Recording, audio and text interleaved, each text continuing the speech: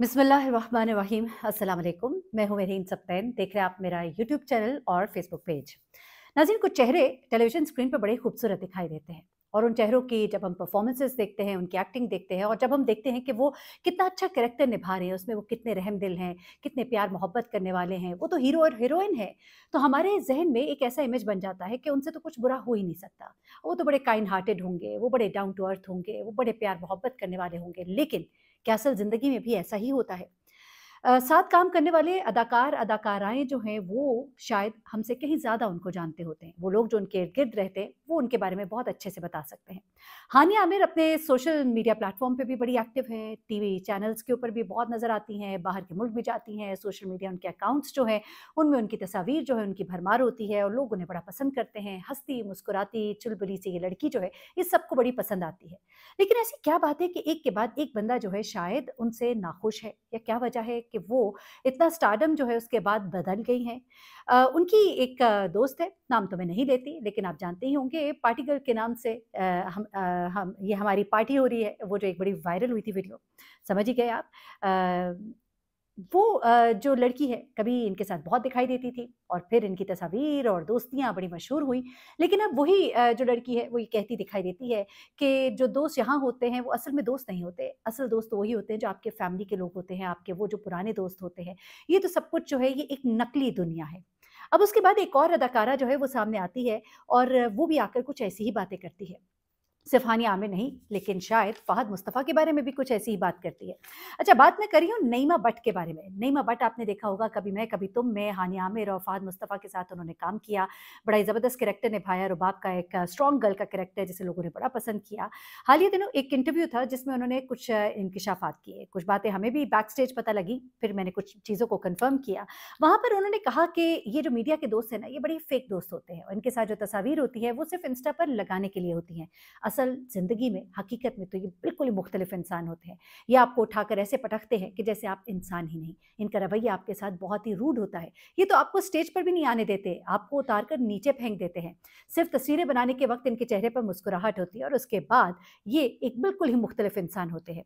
अब जब उन्होंने ये कहा तो लोगों ने रिकॉल किया कि इनकी तस्वीरें कभी मैं, कभी तुम में बहुत ज़्यादा थीं। उन्होंने इंस्टा पे भी लगाई और लोगों ने भी शेयर की जिसमें वो फ़हद मुस्तफ़ा के साथ तस्वीर खींच रही हैं या फिर वो हानिया आमिर के साथ तस्वीर खिंचवा रही हैं। तो लोगों ने कहा कि यकीनन इनके साथ कुछ किया गया है। हानिया आमिर और फ़हद मुस्तफ़ा ने शायद ड्रामे में उनके साथ बहुत ज़्यादती की हो, शायद उनके रोल को कट करवाया हो, शायद वो स्टेज पर सामने आना चाहती हो, उन्हें उतार कर नीचे या पीछे कर दिया हो क्योंकि बड़ी ही वाज़ेह थी उनकी बातें और उन्होंने कहा कि कभी मैं, कभी तुम में मेरे साथ बहुत कुछ हुआ, लेकिन मैं इन तमाम बातों को दोहराना नहीं चाहती। मैं बताना नहीं चाहती, लेकिन ना बताने में भी वो बहुत कुछ बता गईं। ऐसा क्या है कि हानिया आमिर की एक पुरानी दोस्त जो है, वो भी ऐसी ही बात करती हैं और अब उनके साथ काम करने वाली नईमा भट्ट, क्योंकि हानिया आमिर को बहुत करीब से वो भी जानती थी, जिनका मैंने पहले ज़िक्र किया और अब नईमा भट्ट भी कुछ इसी तरह की बात करती हैं। वो कहती हैं कि मैं बहुत सी बातें हैं जो मैं बता सकती हूँ, लेकिन मैं बताना नहीं चाहती हूँ। लेकिन हमारे साथ ये तस्वीर बनवाने वाले लोग जो हैं, ये ऐसे नहीं होते, जैसा कि आपको नज़र आते हैं। इन्होंने तस्वीर हानिया आमिर, फ़हद मुस्तफ़ा, अम्मार इरफ़ानी इन सब के साथ खिंचवाई थी। आगे आप खुद ही सोच सकते हैं कि असल में ये ज़िंदगी जो है, ये दुनिया जो है, ये कितनी असली है और कितनी नकली है, यानी कि कितनी फ़ेक है। आ जाते हैं एना आसिफ़ की तरफ और एना आसिफ़ जो है जनाब, बड़ा इन्होंने पॉपुलैरिटी जो है वो गेन की, ख़ास तौर पे अपने प्रोग्राम मायरी से। ड्रामा जो है मायरी बहुत हिट हुआ, ग्रीन एंटरटेनमेंट पर था और इसमें उन्होंने एक कम उम्र बच्ची का रोल निभाया जिसकी बहुत छोटी उम्र में शादी कर दी जाती है और फिर उसपे जो मसाइब आते हैं और बड़ा ही ज़बरदस्त एक अच्छा ड्रामा था जिसमें इनके साथ समर जाफ़री भी था और ये दोनों बच्चे जो है इन्होंने बहुत अच्छी परफ़ॉर्मेंस दी। अब जो एना आसिफ़ है, उसकी परफ़ॉर्मेंस को लोगों ने बहुत पसंद किया। She was only I think 13 years old और 14 इयर्स ओल्ड और अभी भी बहुत छोटी है और भी बहुत से ड्रामाज़ में आ रही हैं। बातें भी काफ़ी समझदारी की करती हैं, लेकिन आप फिर भी अगर देखें, हम अपनी उम्र के हिसाब से देखें तो ये बच्चे ही हैं। अब बच्चों से अगर आप एक्सपेक्ट करें कि वो कोई बहुत ज़बरदस्त बात करेंगे, तो या कोई ऐसी बात करेंगे कि अगर उनको पता होता कि उन्हें इतना बुरा ट्रोल किया जाएगा, तो वो शायद कभी ना करते।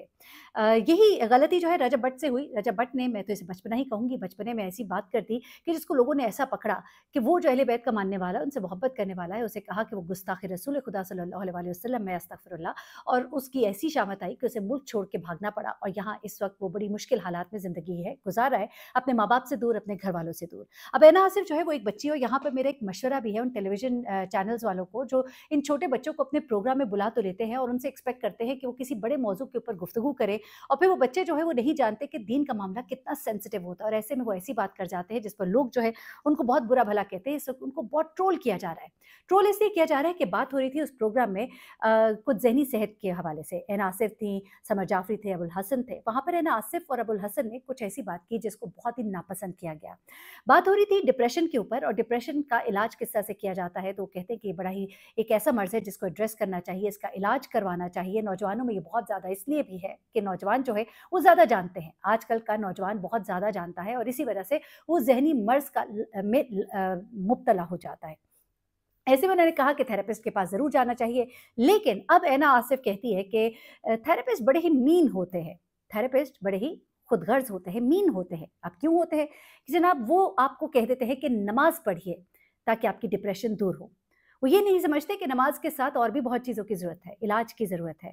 अच्छा, अब उन्होंने जो बात कही वो समझदार इंसान को किसी हद तक समझ तो आएगी, लेकिन जो कहने का अंदाज़ था ना कि बड़े मीन होते हैं, यहाँ से बात जो है बड़ी गलत होगी और लोगों ने सख्त नापसंद किया।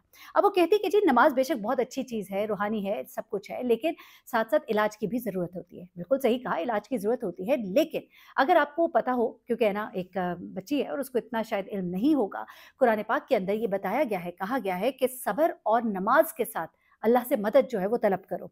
अब आप अगर ये इस तरह की बात करेंगे, इस तरह के एक मेन स्ट्रीम चैनल पर बैठकर, तो ज़ाहिर सी बात है लोग तो फिर आपको नहीं छोड़ेंगे। अब वो जो बात कह रहे हैं, देखिए ना, वो सीक हेल्प थ्रू नमाज एंड पेशेंस। अपनी आप मदद हासिल करें नमाज से और कुरान से, सॉरी, नमाज से और पेशेंस से, सब्र से। ये हमें कुरान कह रहा है। नमाज जो है आपकी रूहानी ग़िज़ा है, आपकी एक ऐसी मैं तो कहती हूँ नमाज़ पढ़ने वाले इंसान को, मुझे लगता है आप बेहतर बता सकते हैं कि डिप्रेशन नहीं होता।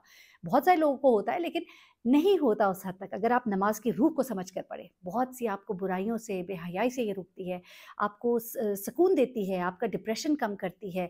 तो ऐसे में जब उस बच्ची ने ये कहा ना कि ये थेरेपिस्ट बड़े ही मीन होते हैं, देखिए ये एक स्टेप है ना, ये भी थेरेपी का एक तरीका है कि नमाज का कहते हैं तो ऐसा नहीं है कि वो आपको कहते हैं बस नमाज पढ़ो जाओ। तो फिर तो कोई भी साइकोलॉजिस्ट, साइकियाट्रिस्ट अपनी दुकान तो नहीं चला सकता। लेकिन आपने देखा है मेडिटेशन होती है मुख्तलिफ मज़ाहिब में, इवन बहुत से डॉक्टर्स हैं जो मुसलमान नहीं है तो वो मेडिटेशन का कहते हैं, मेडिटेशन कीजिए, मराकबा कीजिए, ये कहा जाता है। तो अब ये मैं कहूँगी कि ये बच्चे हैं और लोगों को भी चाहिए कि थोड़ा-सा इनको कम क्रिटिसाइज़ करें, क्योंकि ज़हनी सेहत लोगों की और ज़्यादा मुतासिर होती है जब वो लोगों की इस तरह की ट्रोलिंग और बातें सुनते हैं। लोगों ने बहुत बुरा भला कहा कि ये 2 बालिश के बच्चे जो हैं अब बताएँगे दीन का, और इनको क्या पता है, इस तरह के लोगों को आप बिठाएँगे तो आप क्या ट्रेन करेंगे, आप क्या तरबियत कर रहे हैं आप मेन स्ट्रीम मीडिया पर बैठकर। बल्कि मैं तो कहती हूँ कि ये उन एंकर्स का काम था कि वो उस वक़्त इस चीज़ को हैंडल करते, और इस तरह की चीज़ जो है उसको आप एडिट भी कर सकते हैं, क्योंकि मैं समझती हूँ कि वो अभी कम उम्र है। उन्हें नहीं मालूम कि दीन, मज़हब, कोई भी मज़हब कितना सेंसिटिव होता है, और उस पर बात करने से पहले बहुत सोच समझ कर करनी चाहिए। एंड हैविंग सेड दैट, नमाज से बेहतर इलाज तो कोई है ही नहीं। आखिरी सलमान इकबाल साहब का मैं इंटरव्यू एक सुन रही थी, बड़ा ही मुझे दुःख भी हुआ। एएवाई के सीईओ है, और इस वक़्त जो मेमन कम्युनिटी है पूरी दुनिया में, उसके भी वो प्रेसिडेंट हैं, कराची किंग्स के भी वो ओनर हैं, और एक बड़े ही अच्छे इंसान हैं जितना मैंने उनके बारे में सुना। एक दफ़ा मेरी इनसे फ़ोन पे गुफ्तगू हुई तो इनकी बच्चा जो है छोटा, वो ग़ालिबन उसको सुला रहे थे, और गुफ्तगू इम्पोर्टेंट थी, कुछ बात था, काम था ज़रूरी, और उस वक़्त उन्होंने कहा कि मैं पहले इसको सुला लूँ। और मुझे बड़ा अच्छा लगा कि एक इंसान जो इतना बिज़ी है अपनी लाइफ में, लेकिन उसने अपने बच्चे को सुलाने के लिए बताया कि मैं पहले इसको सुला लूँ और फिर मैं आपको कॉल बैक करूँगा। तो ये चीज़ मुझे अंदाज़ा हुआ वो कितने फैमिली ओरिएंटेड है। एक बंदा है जिसने पूरे चैनल को देखना है, इदारे को देखना है, बहुत सी और चीज़ों को देखना है, लेकिन वो अपने बच्चे के सुलाने के टाइम को 7-8 का टाइम था जिस टाइम पे बच्चे सोते हैं, तो he was there for his family. इनके बारे में कहा जाता है अपनी फैमिली से बड़े कनेक्टेड है, बहुत ज़्यादा अपनी फैमिली से मोहब्बत करते हैं, और जो कि बहुत अच्छी बात है, और बहुत सारे लोग करते हैं यकीनन। तो ऐसे में उनकी बेटी की डेथ की जो न्यूज़ है कुछ अर्सा पहले हमने सुनी थी, और हम सब बड़े हैरान हुए थे क्योंकि हमें नहीं मालूम था। ज़्यादा तो इनकी फैमिली के बारे में हम इतना जानते भी नहीं थे, लेकिन ज़ाहिर-सी बात है एक नाम है और दुनिया जानती ही है। इनकी बड़ी बेटी जो है 23 साल की उम्र में उसकी डेथ हो गई। उस वक़्त तो कोई ख़ास ज़िक्र नहीं हुआ, बस ये था कि जनाज़े में कौन-कौन गया, बड़ा अफ़सोस भी किया गया। लेकिन अब उन्होंने पहली बार जो है अपनी उस बेटी के बारे में बताया, और बताते हुए रो पड़े, और रोते हुए उन्होंने कहा कि मुझे उससे बहुत मोहब्बत थी, मैं उसके बहुत करीब था, बहुत उसका इलाज भी कराया। वो कहते हैं कि हमारा फर्स्ट चाइल्ड थी, नाम उसका सुमैया सलमान था, उम्र उसकी 23 साल थी। कहते कि जब उसकी पैदाइश हुई तो उसे डॉक्टर्स ने वेंटिलेटर पे डाल दिया। उसकी आँखें बंद थीं, डॉक्टर्स ने उम्मीद जो है वो गिव अप कर दी थी, होप उनकी नहीं थी।